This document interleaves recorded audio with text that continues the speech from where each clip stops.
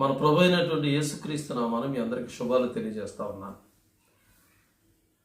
నా యొక్క దానియేలు గ్రంథం ధ్యానాల్లో దానియేలు గ్రంథం 1వ అధ్యాయం 1-2 వచనాల గురించి మనం ధ్యానం చేస్తా ఉన్నాం. ఈ 1-2 వచనాల్లో మనకి ఇవ్వబడినటువంటి 2 పట్టణాలు ఉన్నాయి, 2 రాజ్యాలు కూడా ఉన్నాయి. ఏంటా రాజ్యాలు, ఏమో పట్టణాలు అని అంటే బబులోను పట్టణం ఒకటి, యెరూషలేము పట్టణం ఒకటి, యోధా రాజ్యం ఒకటి, బబులోను రాజ్యం ఒకటి. నా ముందు ఎపిసోడ్స్లో ఈ బబులోను రాజ్యం గురించి ప్రస్తావించడం జరిగింది. బబులోను రాజ్యం యొక్క చారిత్రక నేపథ్యం, దాని యొక్క పూర్వపు స్థితి ఏ విధంగా ఉన్నది, ఇప్పుడున్నటువంటి స్థితి ఏ విధంగా ఉన్నది అని మనం చర్చించడం జరిగింది. అయితే ఈ ఎపిసోడ్లో నేను యెరూషలేము పట్టణం యొక్క పరిస్థితి ఏ విధంగా ఉంది, దాని యొక్క చారిత్రక నేపథ్యం ఏ విధంగా ఉన్నది అన్నది ప్రస్తావించాలని ఆశపడుతున్నాను. యెరూషలేము అనగా అర్థం ఏంటంటే శాంతి నిలయము, సిటీ ఆఫ్ పీస్ అని అర్థం. ఈ యొక్క యెరూషలేము పట్టణం యొక్క చారిత్రక నేపథ్యాన్ని గమనించినట్లయితే బైబిల్లో ఉన్నటువంటి చరిత్ర ప్రకారం ఆదికాండము 14వ అధ్యాయం 8వ వచనంలో షాలేము రాజు అయినటువంటి మెల్కీసెదకు అని అక్కడ రాయబడింది. షాలేము అనేది పూర్వపు కాలము యెరూషలేము పట్టణం యొక్క పేరుగా మనం చూస్తా ఉన్నాం. షాలేము పట్టణం, దానికి రాజు ఎవరనంటే మెల్కీసెదకు అని ఆదికాండలో రాయబడింది. అదే షాలేము పట్టణం గురించి హెబ్రీయులకు రాసినటువంటి పత్రిక 7వ అధ్యాయం 1-3 వచనాల్లో 1-3 వచనాల్లో మెల్కీసెదకు అనే ఆయన దానికి రాజుగా ఉన్నాడు అని ప్రస్తావించడం జరిగింది. అయితే ఇది బిబిలికల్ చరిత్రలో, బిబిలికల్ చరిత్రలో రాయబడినటువంటి విషయం. అదేవిధంగా ఈ యొక్క శాస్త్రపరంగా, పరమైనటువంటి శాస్త్రపరంగా ఈ రాతి శాసనాల్లో టెల్ ఎల్ అనే రాతి శాసనంపై యెరూషలేము అని యెరూషలేము గురించి రాయబడినట్లుగా శాస్త్రజ్ఞులు చెప్తా ఉన్నారు. ఈ యొక్క పట్టణం యొక్క విశిష్టత బైబిల్లోనూ అదేవిధంగా ఇతర శాస్త్రాల్లో కూడా రాయబడదని మనం గమనించగలం. ఈ యెరూషలేము పట్టణం గురించి యెహోషువ రాసినటువంటి గ్రంథం 10వ అధ్యాయం 1-3 వచనాల వరకు ఉన్నటువంటి భాగంలో యెహోషువ కనానుని ఆక్రమించుకునేటటువంటి క్రమంలో షాలేము రాజు అయినటువంటి అదోనీసెదెకు అనేవాడిని తోటి యుద్ధం చేసినట్లుగా, ఆయన యెహోషువను చూసి భయపడినట్లుగా యెహోషువ గ్రంథం 10వ అధ్యాయం 1-3 వచనాల వరకు రాయబడినటువంటి భాగంలో ఈ యొక్క అదోనీసెదెకు అంటే అదోనీసెదెకు అనే మాటకు అర్థం ఏంటంటే లార్డ్ ఆఫ్ రైటియస్నెస్ అని అర్థం, నీతికి రాజు అని ఆ పేరు పడది. ఆయన తోటి యెహోషువ యుద్ధం చేసినట్లుగా మనం చూస్తా ఉన్నాం. ఇంకో సందర్భంలో న్యాయాధిపతులు రాసినటువంటి గ్రంథం 1-3 వచనాలు కనుక, 1వ అధ్యాయం 1-3 వచనాలు కనుక 1-8 వచనాల వరకు గమనించినట్లయితే యెహోషువ మరణానంతరం యోధారాజులు ఈ యొక్క యెరూషలేము మీద దండయాత్ర చేసి యెరూషలేము రాజు అయినటువంటి ఈ యొక్క అదోనీసెదెకు పట్టుకుని ఆయన యొక్క వేళ్ళు, బొటన వేలు, కాలు వేళ్ళని నరికివేసినట్లుగా మనం చూస్తాం, యుద్ధం చేసినట్లుగా. అదేవిధంగా యెరూషలేము పట్టణాన్ని తగలబెట్టేసినట్లుగా మనం చూస్తాం. యెరూషలేము పట్టణంలో యెబూసీయులు అనేటటువంటి కనానీయులు తెగ ఒకటే జీవిస్తూ ఉంది. అది స్థిర నివాసం చేసుకున్నారు. వారు స్వాస్యం ద్వారా వచ్చినటువంటి భాగం యెరూషలేము. ఈ యెరూషలేము భాగాన్ని, ఇది కనానులో ఒక ప్రాంతంగా ఉన్నది. ఈ కనానులో ఉన్నటువంటి ప్రాంతాన్ని దేవుడు ఆక్రమించుకోమన్నాడు ఇజ్రాయేల్ ప్రజలు. ఆ క్రమంలో దావీదు మహారాజు ఈయన సమూయేలుకు రాసినటువంటి 2వ గ్రంథం 5వ అధ్యాయం నుంచి మొదటి 10 వచనాలు మనం గమనించినట్లయితే దావీదు ఇజ్రాయేలుపై రాజుగా ఉన్నాడు, చేయబడ్డాడు. యోధా ప్రజలకే రాజుగా ఉండేవాడు. ఇజ్రాయేల్ ప్రజలందరూ వచ్చి ఈ యొక్క ఇజ్రాయేలీలకి రాజుగా ఉండమని అభిషేకం చేశారు. సమూయేలు రాసినటువంటి గ్రంథం 5వ అధ్యాయం 3వ వచనంలో ఈ రాజుగా చేయబడినటువంటి వాడికి ఇజ్రాయేలీలందరూ సపోర్ట్ చేసి నువ్వు రాజుగా ఉన్నాడు, మమ్మల్ని పరిపాలన చేయాలని వారితో మనవి చేసినట్లుగా మనం చూస్తా ఉన్నాం. దరిదాపు ఈయన దగ్గర, రాజుగారి దగ్గర, దావీదు దగ్గర, రాజు అయినటువంటి దావీదు దగ్గర 3,39,600 మంది సైనికులు ఉన్నారు. 1,225 మంది సైనికాధికారులు ఉన్నారు. రాజ్యాన్ని ఏర్పరచుకోవాలి, ఈ కనాను ప్రాంతాన్నంతా పరిపాలన చేయాలి. ఏ విధంగా పరిపాలన చేయాలని ముందు రాజధాని కావాలి. ఉన్నటువంటి ఏ విధమైనటువంటి సంకోచం లేదు. రాజధాని కావాలి అని అనుకునేటప్పుడు యెరూషలేము దేవుని యొక్క పట్టణం, బబులోను అంటే మానవ యొక్క పట్టణం.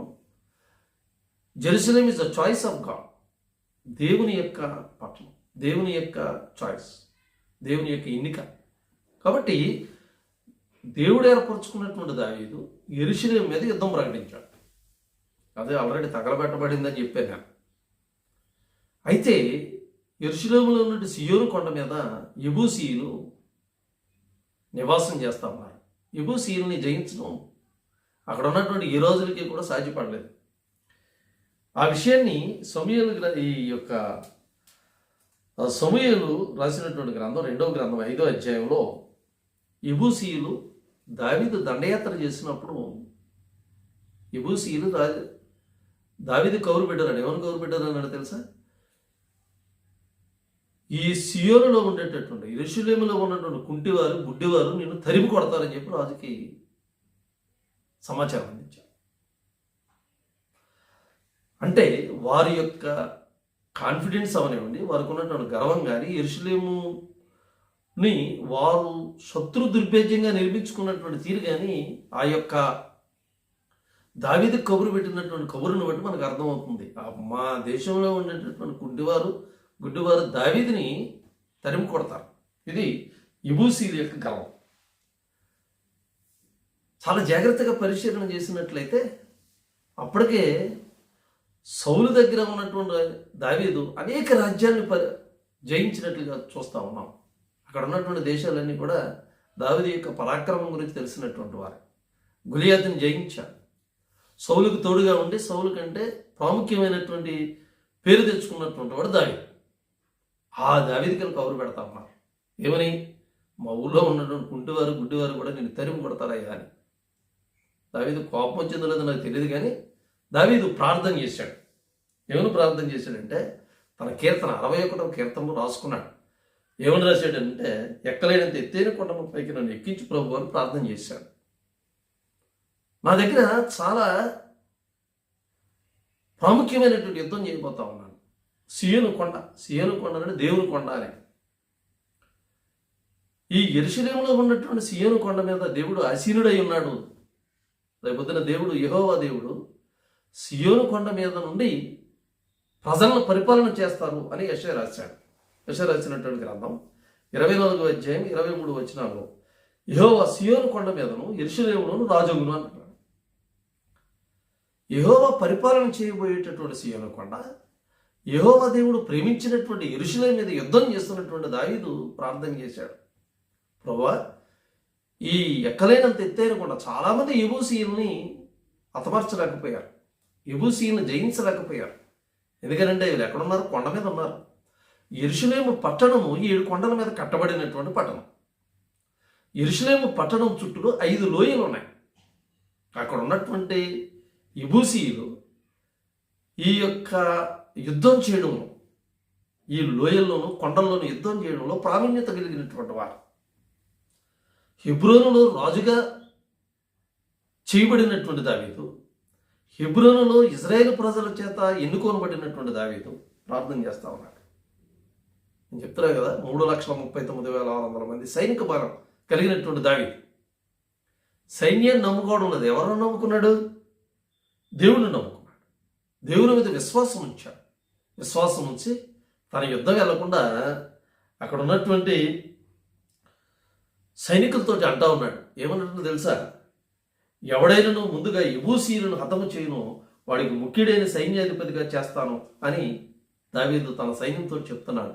ఈ వృత్తాంతాన్ని దినవృత్తాంతాల గ్రంథం, మొదటి దినవృత్తాంతాల గ్రంథం 11వ అధ్యాయం 4-6 వచనాల్లో రాయబడి సైన్యంతో చెప్తా ఉన్నాడు. ఎవరైతే యెబూసీయులను ముందుగా కొడతారు. అక్కడ ఉన్నటువంటి కట్టడాన్ని, అక్కడ ఉన్నటువంటి ఈ యొక్క ప్రాకారాన్ని ఎక్కి యెబూసీయులను కొట్టాలి. ఎవరు కొడతారు? వారిని నా యొక్క రాజ్యంలో ముఖ్యమైన సైన్యాధిపతిగా చేసుకుంటాను అన్నాడు. యోవాబు అనేవాడు రాజుగారి యొక్క ఛాలెంజ్ని అంగీకరించి ఆ యొక్క కొండని, ఆ సీయోను కొండని ఎక్కి అక్కడ ఉన్నటువంటి రాజ్యం మీద యెబూసీయులను కొట్టినట్లుగా మనం చూస్తా ఉన్నాం. ఈ యొక్క సీయోను కొండ, యెరూషలేము కొండని, యెరూషలేముని ఆక్రమించుకున్నటువంటి దావీదు ఆ యెరూషలేముని ఓ పేరు పెట్టాడు. సీయోను కొండ మీద దావీదు నివాసం చేశాడు. ఆ నివాసం చేసినటువంటి దావీదు యెరూషలేము పట్టణాన్ని ఆక్రమించుకున్నాడు. గమనించాలి, దేవుడు దావీదుని ఏర్పరచుకున్నాడు. దేవుడు దావీదు యొక్క రాజ్యాన్ని స్థిరీకరిస్తానన్నాడు. ఎక్కడ స్థిరీకరించాడు? ఇప్పుడు దావీదు ఎక్కడున్నాడు? సీయోను కొండ మీద ఉన్నాడు. ఆ సీయోను కొండ అప్పటికి యెబూసీయుల చేత కట్టబడినటువంటి కోటలో తను నివాసం చేస్తా ఉన్నాడు. కట్టుకుని దానికి ఏమని పెట్టాడు తెలుసా? దావీదు పురం అని పేరు పెట్టుకున్నాడు. He built a city for the David. తనగా ఒక పురాన్ని కట్టుకున్నట్లుగా చూస్తా ఉన్నాం. ఈ యొక్క ఇతివృత్తాంతానంతా సమూయేలు గ్రంథంలో 5వ అధ్యాయంలో రాయబడి 11వ వచనం.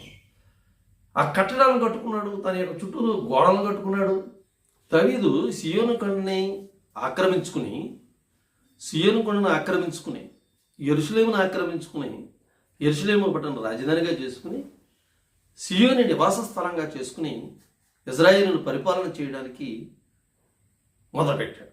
దరిదాపు మనందరికీ తెలుసు, 40 సంవత్సరాల పాటు దావీదు సీయోను ఆక్రమించే టైంలో అతను వయసు 37.5 సంవత్సరాలు. 37.5 సంవత్సరాల్లో యెరూషలేమును రాజధానిగా చేసుకుని సీయోను ప్రాంతంలో ఉండి పరిపాలన చేయడం ప్రారంభించాడు. దరిదాపు 40 సంవత్సరాల పాటు ఇజ్రాయేలుని ఏకఛత్రాధిపత్యంగా పరిపాలన చేసినటువంటి వాడు దావీదు పురాన్ని కట్టాడు. దావీదు ఈ యొక్క సీయోను కొండ చుట్టూ, యెరూషలేము చుట్టూ ప్రాకారాలను కొట్టుకుంటూ వచ్చాడు. ప్రాకారాలను కట్టి దానికి ద్వారాలు కట్టడం జరిగింది, మనం గమనించగలుగుతాం. దావీదు తర్వాత సొలొమోను మహారాజు రాజుగా ఎన్నుకోనబడినటువంటి వాడై, సొలొమోను మహారాజు తను కూడా ఒక దేవాలయం కట్టాడు. మనందరికీ తెలిసినటువంటిది. దావీదు కూడా తలంచాడు కానీ దేవుని చిత్తం కాలేదు. కానీ సొలొమోను దేవుడు ఏర్పరచుకున్న రీతిగా గొప్ప దేవాలయాన్ని కట్టినట్లుగా మనం చూస్తూ ఉన్నాం. గొప్ప దేవాలయాన్ని కట్టాడు. సొలొమోను తనుగా ఒక నగరాన్ని కట్టుకున్నాడు. తన భార్య అయినటువంటి ఫరో కుమార్తెకు కూడా ఒక నగరాన్ని కట్టినట్లుగా చూస్తూ ఉన్నాం. ఈ విధంగా ఈ యొక్క యెరూషలేము పట్టణం రాజు దగ్గర నుంచి, రాజు యెబూసీయుల పరిపాలనలో ఉన్నాడు, కొంత అభివృద్ధి చెందింది. తర్వాత కాలంలో దావీదు దగ్గర కొంత అభివృద్ధి చెందింది. తర్వాత కాలంలో సొలొమోను కాలంలో, తర్వాత హిజ్కియా, ఉజ్జియా, మనష్షే కాలంలో తన యొక్క అభివృద్ధి చెందినట్లుగా మనం చూస్తూ ఉన్నాం. దానికి ప్రాకారాలు కట్టారు. ఈ రాజులందరూ వాటి గుమ్మాలు, రకరకాలైనటువంటి గుమ్మాలని కట్టినట్లుగా వారి యొక్క ఇప్పుడు ప్రస్తావించడానికి అవసరం లేదు కాబట్టి నేను వాటిని ప్రస్తావించడం లేదు. అనేకమైనటువంటి చాలా నైపుణ్యంగా ఈ యొక్క యెరూషలేము పట్టణాన్ని తయారు చేసినట్లుగా మనం చూస్తూ ఉన్నాం. ఇజ్రాయేలీయులు చెరలో ఉన్నప్పుడు కూడా అనేక మంది రాజులు, అన్యులైనటువంటి రాజుల పరిపాలన మన ముందు వీడియోలో చెప్పడం జరిగింది. బబులోనీయులు, అన్యుల పరిపాలన ఈ దేవుని యొక్క బిడ్డలపై, దేవుని యొక్క రాజ్యం మీద ఈ బబులోనీయులు, అన్యుల పరిపాలన ప్రారంభించినట్లుగా మనం చూస్తూ ఉన్నాం. బబులోనీయుల తర్వాత పారసీకుల కాలం వచ్చింది. పారసీకుల కాలంలో, ఈ బబులోనీయుల కాలంలో దేవాలయాన్ని పాడు చేసుకుంటారు. దేవాలయాన్ని పాడు చేశారు. పాడు చేసినటువంటి దేవాలయాన్ని ఈ పారసీకుల కాలంలో యెరూషలేములో ఉన్నటువంటి మందిరాన్ని మరలా తిరిగి కట్టాలని ఎజ్రా ద్వారా కోరేషు ప్రారంభించినట్లుగా మనం చూస్తూ ఉన్నాం. పారసీక రాజైన కోరేషు దేవుని చేత ప్రేరేపించబడినటువంటి వాడై ఈ యొక్క దేవాలయాన్ని కట్టడానికి ఒక రాతపూర్వకమైనటువంటి డిగ్రీని మనం ఇచ్చినట్లుగా మనం చూస్తూ ఉన్నాం. ఎజ్రా రాసినటువంటి గ్రంథం 1వ అధ్యాయం 1-3 వచనాల్లో ఈ యొక్క భాగాన్ని మనం గమనించగలుగుతాం. ఈ యొక్క పారసీకుల కాలం అయిన తర్వాత గ్రీకుల కాలం వచ్చింది. దరిదాపు 330 క్రీస్తు పూర్వం 330 సంవత్సరాల నుంచి 63వ సంవత్సర కాలంలో ఈ యొక్క గ్రీకులు పరిపాలన చేసినట్లుగా చూస్తా ఉన్నాం. ఈ గ్రీకుల యొక్క పరిపాలనలో జరిగినటువంటి ప్రాముఖ్యమైన విషయం ఏంటంటే, ఈ గ్రీకులు తమ దేవతలకు సంబంధించినటువంటి దేవతలందరినీ తీసుకెళ్ళి యెరూషలేములో ఉన్నటువంటి దేవాలయాన్ని బాగు చేసి దాంట్లో పెట్టాలని ప్రయత్నం చేశారు. ఇతర దేవతల యొక్క ఇతర అన్యుల యొక్క ఆచారాలు, అన్యుల యొక్క విశ్వాసాలని ఇజ్రాయేలీల మీద పెట్టాలి అని ప్రయత్నం చేసినటువంటి వారు గ్రీకులు. ఈ గ్రీకుల మీద మక్కాబీయులని యూదులు ఉన్నారు. విశ్వాసులైనటువంటి యూదులు, నిష్ఠాగరిష్టమైనటువంటి యూదులందరూ కూడా ఈ మక్కాబీయులుగా తయారయ్యి తమ యొక్క విశ్వాసాలకు వ్యతిరేకంగా చేస్తున్నటువంటి గ్రీకులపై ఈ మక్కాబీయులు అనేక విధాలుగా తిరుగుబాటు చేసినట్లుగా మనం చరిత్రలో గమనిస్తూ ఉన్నాం. అలాగే రోమీయులు, హెరోదీయులు కూడా ఈ యొక్క యెరూషలేములో పరిపాలన చేసి అది అనేక రకాలుగా అభివృద్ధి చేసినట్లుగా మనం చూస్తూ ఉన్నాం. ఈ రోమీయుల కాలంలోనే యేసుక్రీస్తు యవలోకంలోకి రావడం, యెరూషలేములో సంచారం చేయడం మనం గమనిస్తూ ఉన్నాం. యెరూషలేములో కొంతకాలం తర్వాత యెరూషలేమును రాజధానిగా చేసుకునే ప్రపంచాన్ని పరిపాలించాల్సినటువంటి యేసుక్రీస్తు యవలోకంలో ఉంటే యెరూషలేములో నివాసం చేయడానికి ఇష్టపడలేదు. యెరూషలేములో నివాసాన్ని ఏర్పరచుకోలేదు. కానీ ప్రాముఖ్యమైనటువంటి దినాల్లో మాత్రం పస్కా పండుగ కానీ, లేకపోతే 40వ రోజులో కానీ, 12వ సంవత్సరాల కాలంలో కానీ యెరూషలేములో ఉన్నటువంటి అన్ని పండగలకి యేసుక్రీస్తు హాజరైనట్లుగా మనం చూస్తూ ఉన్నాం. కానీ ఆయన యెరూషలేములో స్థిర నివాసాన్ని ఏర్పరచుకోలేదు. ఆ యెరూషలేములోని యేసుక్రీస్తుని అన్యాయమైనటువంటి తీర్పు చెప్పినటువంటి ప్రధాన యాజకులు, శాస్త్రులు, పరిసయ్యులు యెరూషలేములోని యేసుక్రీస్తుని సిలువ వేసినట్లుగా మనం చూస్తూ ఉన్నాం. యేసుక్రీస్తుని సిలువేసి వేయబడినటువంటి ప్రాంతం, ఆ యొక్క గొల్గొతా కొండ యెరూషలేము యొక్క సరిహద్దుల్లో ఉంది. యెరూషలేము సరిహద్దుల్లో యేసుక్రీస్తుని చంపి సిలువ వేసి చంపి సమాధి చేసినట్లుగా మనం చూస్తూ ఉన్నాం.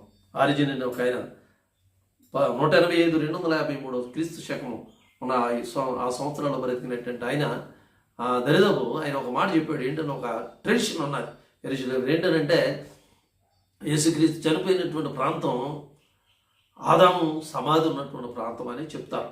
ఇది ట్రెడిషన్గానే ఉన్నది. ఈ యొక్క కొత్త నిబంధన కాలంలో యేసుక్రీస్తు యెరూషలేములో ఉన్నాడు. యెరూషలేము గురించి కూడా చెప్పాడు చాలాసార్లు. దేవాలయం గురించి కూడా అనేకసార్లు యేసుక్రీస్తు తన శిష్యులతో ప్రస్తావించినట్లుగా, అక్కడ ఉన్నటువంటి ప్రజలతో ప్రస్తావించినట్లుగా, ఈ యొక్క దేవుని యొక్క దేవాలయం గురించి ప్రస్తావించినట్లుగా, ఆ పాలయంలో ఉండేటటువంటి రాయి మీద రాయి నిలబడదు, నాశనం చేయబడుతుంది అని చెప్పాడు. అదేవిధంగా క్రీస్తు శకం 70వ సంవత్సరంలో తీతు అనేవాడు ఈ యొక్క దేవాలయాన్ని సర్వనాశనం చేసినట్లుగా మనం చూస్తూ ఉన్నాం. అదేవిధంగా హెడ్రియన్ అనేవాడు తర్వాత క్రీస్తు శకం 132-175 సంవత్సరాల కాలంలో ఈ యొక్క యెరూషలేముని రాజధానిగా చేసుకుని పరిపాలన చేసి అక్కడ దేవాలయంలో తమ దేవతలను ప్రతిష్ఠించినట్టుగా చూస్తా ఉన్నాం. 337 సంవత్సరాల్లో కాన్స్టంటైన్ ద గ్రేట్ అనేవాడు పరిపాలన చేశాడు. ఈ పరిపాలన చేసినటువంటి వాడు ఈ దేవాలయాన్ని బాగు చేయడమే కాదు, క్రిస్టియన్ మతాన్ని తను క్రైస్తవుడిగా మారి అఫీషియల్ రిలీజియన్గా క్రైస్తవత్వాన్ని ప్రకటించిన వాడిగా చూస్తూ ఉన్నాం. తన భార్య అయినటువంటి హెలెన్ జ్ఞాపకం అనేకమైనటువంటి దేవాలయాల్ని కట్టినట్లుగా కూడా మనం గమనిస్తూ ఉన్నాం. కానీ క్రీస్తు శకం 637వ సంవత్సరంలో ఓమర్ అనే అరబ్బీ ఈ యొక్క యెరూషలేము ప్రాంతాన్ని, యెరూషలేముని ఆక్రమించుకున్నట్లుగా మనం చూస్తూ ఉన్నాం. క్రీస్తు శకం 1077లో ముస్లింలు యెరూషలేముని ఆక్యుపై చేసుకున్నారు. చాలా కాలం ఈ ముస్లింలు పరిపాలన చేసినట్లుగా యెరూషలేములో ఉన్నట్లుగా మనం చూస్తూ ఉన్నాం. 1100 ఈ కాలంలో 1095-1127 సంవత్సరాల్లో సిలువ దండయాత్రలని అనే క్రూసేడ్స్ చేసి ఈ యొక్క ముస్లింల యొక్క ఈ మహమ్మదీయుల యొక్క పరిపాలన ఎదిరించారు కానీ విఫలమయ్యారు. 1918వ సంవత్సరంలో బ్రిటిష్ వారు యెరూషలేముని స్వాధీనం చేసుకున్నారు. మనందరికి తెలిసినటువంటి విషయం, యెరూషలేము చాలా ప్రాముఖ్యమైనటువంటి పట్టణం. లోయలతో అందమైనటువంటి లోయలు, దాదాపు 5 లోయలు ఈ యొక్క యెరూషలేము ప్రాంతంలో ఉన్నాయి. 7 కొండలు ఈ యొక్క యెరూషలేము ప్రాంతంలో ఉన్నాయి. ఈ యెరూషలేము చారిత్రకంగా అంత ప్రాముఖ్యం కలిగినటువంటి పట్టణం. అంత ప్రాముఖ్యం కలిగినటువంటిది. ఎందుకంటే యెహోవా దేవుడు ఆ యెరూషలేములో ఉన్నటువంటి సీయోను కొండపై నుంచి చిరకాలం మనల్ని పరిపాలన చేయబోతా ఉన్నాడు. సీయోను కానీ యెరూషలేము కానీ దేవుని చేత ఎన్నిక చేయబడినటువంటి పట్టణం.